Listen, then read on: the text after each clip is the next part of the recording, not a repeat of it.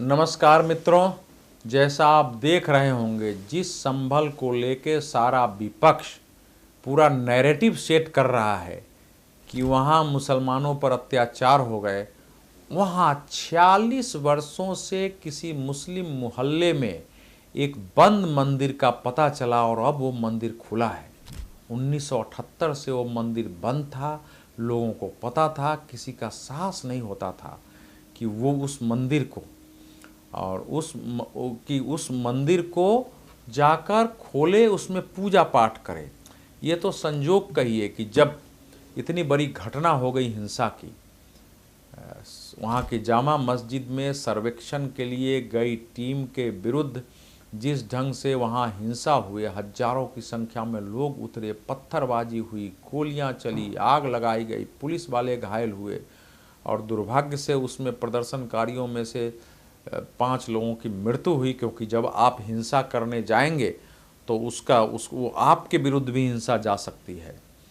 तो उस विषय को तो बनाया गया है, लेकिन अब पता चल रहा है कि 19 मार्च 1978 में वहाँ एक दंगा हुआ था। उस दंगे में हिंदू मारे गए थे, पूरी दुकानें जलाई गई, घर जलाई गई और उसी दंगे के कारण वो जो मोहल्ला है खग्गू सराय, उस खग्गू सराय मोहल्ले से सारे हिंदू अंततः पलायन कर गए। इस मंदिर के बारे में कहा जाता है कि 400 से 500 वर्ष से पुराना मंदिर था।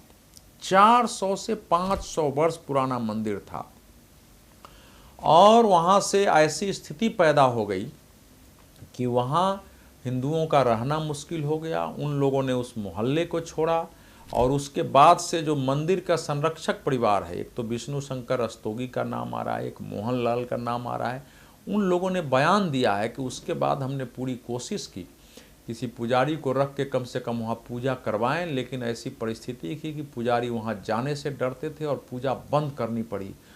और आप समझिए कि जो वहाँ के सांसद हैं सैफुद्दीन रहमान बर्क साहब, उनके घर से 200 मीटर की दूरी पर है।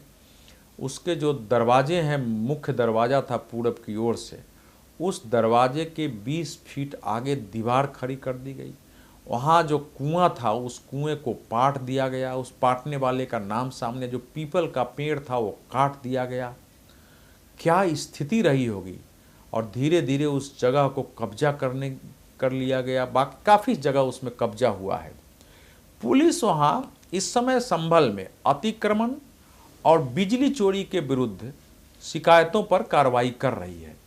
संभल में बताया जाता है कि वहाँ बिजली चोरी के कारण लगभग 2000 करोड़ रुपए की क्षति उत्तर प्रदेश बिजली विभाग को होती है। खग्गू सराय जो मोहल्ला है, उस मोहल्ले में करीब 250 ऐसे घर मिले हैं। 5 मस्जिदें हैं।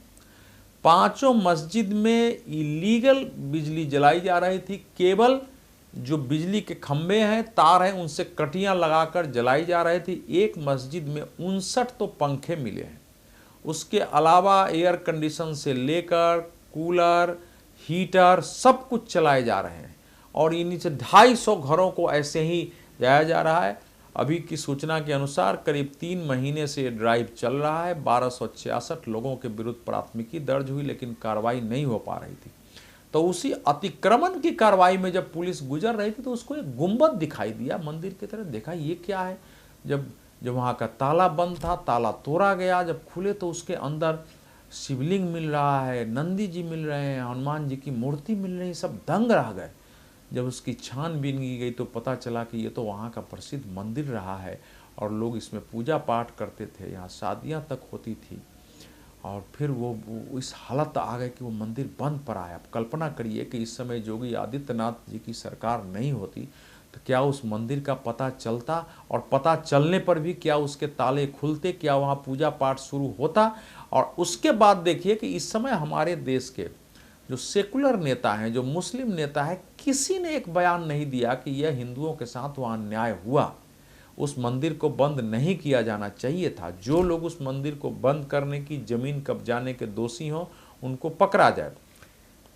उत्तर प्रदेश के मुख्यमंत्री योगी आदित्यनाथ जी ने मुंबई में हिंदू इकोनॉमिक फोरम में भाषण दिया। उसके बाद कुंभ पर एक कार्यक्रम था, उसमें भाषण दिया। उन्होंने कहा कि क्या वो मूर्ति रातों रात आ गई हैं। उनके शब्द हैं कि जिन दरिंदों ने 1978 में दंगे किए, हिंदुओं की हत्याएं किए, उनको पलायन को मजबूर किया, क्या उनके विरुद्ध कार्रवाई हुई? पहले भी उन्होंने अपने भाषण में कहा कि संभल में जो कुछ दिख रहा है बाबर का या बांग्लादेश में दिख रहा है, वो बाबर का डीएनए, इनका डीएनए एक है। तो बहुत देश में तूफान खड़ा हुआ, लेकिन वो बिल्कुल सही बयान था। उसमें आम मुसलमानों के लिए बात नहीं थी, लेकिन जो हिंसा कर रहे हैं, जो तोड़ फोड़ कर रहे हैं, जिन्होंने जबरन एएसआई के मस्जिद को कब्जा करके एएसआई को घुसने नहीं दिया, जो सर्वे का विरोध कर रहे हैं, जो न्याय के विरुद्ध खड़े हो रहे हैं, उनका डीएनए किसको माना जाए? ये जो घटना हुई है, ये डीएनए किसको माना जाए? लेकिन उम्मीद है कि इस समय योगी आदित्यनाथ जी की सरकार है और जो लोग उस हिंसा के दोषी थे, क्योंकि पता चल रहा है कि उसके समय की 171 शायद एफआईआर की बात, हाँ 171 पंजीकृत मुकदमे थे और पुलिस ने 3 एफआईआर स्वयं किए थे। संभल में अभी तक का जो आज़ादी के बाद का इतिहास है, करीब 16 बार बड़ी हिंसा वहाँ हुई है, दंगे हुए हैं, तो वहाँ एक इसका इतिहास भी है। और वो जो खग्गू सराय मोहल्ला है, आप समझिए कि आज उसमें किसी भी हिंदू मतदाता का नाम मतदाता सूची में नहीं है। क्या परिस्थिति पैदा हुई होगी? अब आज जो मुस्लिम नेता है वो पूछ रहे हैं कि भाई क्यों चले गए हिंदू, क्या उनके सामने परिस्थिति थी? चले गए तो सरकार इसका जवाब दे। बताओ, इस समय सरकार जवाब देगी इनको? ये तो पत्थरबाजों के विरुद्ध नहीं बोलेंगे, लेकिन यहाँ भी हिंदू ही दोषी हैं जाने के लिए, यहाँ भी बीजेपी की सरकार ही दोषी है।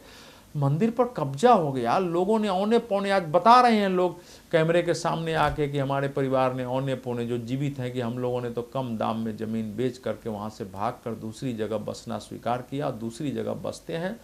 और उनकी भावना में जो उनकी जो भावना दिखी है वो दिल को दहलाती है। आप सब सोचिए जरा, जो संभल में हुआ है वो एक जगह की स्थिति नहीं होगी। आज बांग्लादेश में, पाकिस्तान में, अफगानिस्तान में जो वहाँ अल्पसंख्यक हैं, हिंदू हैं, सिख हैं, बौद्ध हैं, जैन हैं, ईसाई हैं, उनके साथ क्या हुआ होगा?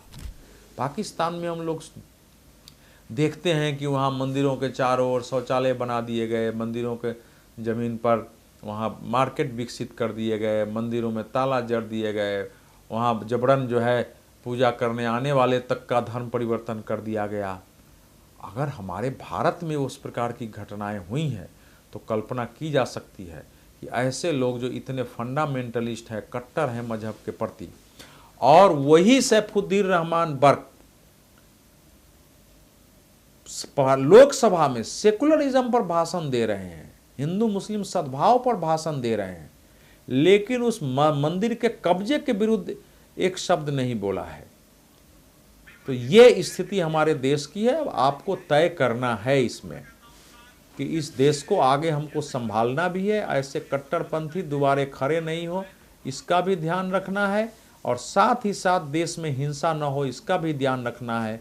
लेकिन ऐसे किसी हिंदू स्थल पर अगर कब्जा है या ऐसी जगह हिंदू मंदिर है जहां पूजा पाठ से लोगों को रोका गया है या डर से कोई कर नहीं रहा है, ऐसी स्थिति पैदा की गई है, उसकी मुक्ति तो करानी पड़ेगी इस देश में। क्योंकि अंततः हमारे मंदिर, हमारे धर्म स्थान, हमारे प्रमुख स्थान जो हैं वही हमारे लिए प्रेरणा के केंद्र हैं, वही हमको अंदर से ताकत भी देते हैं।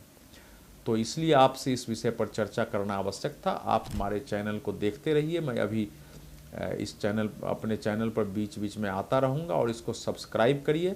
आपकी संख्या बढ़ेगी तो मुझे आपसे संवाद करने में सुविधा भी होगी और मेरा मन भी लगेगा, और अपनी प्रतिक्रियाओं से अवगत कराते रहिए। बहुत बहुत धन्यवाद।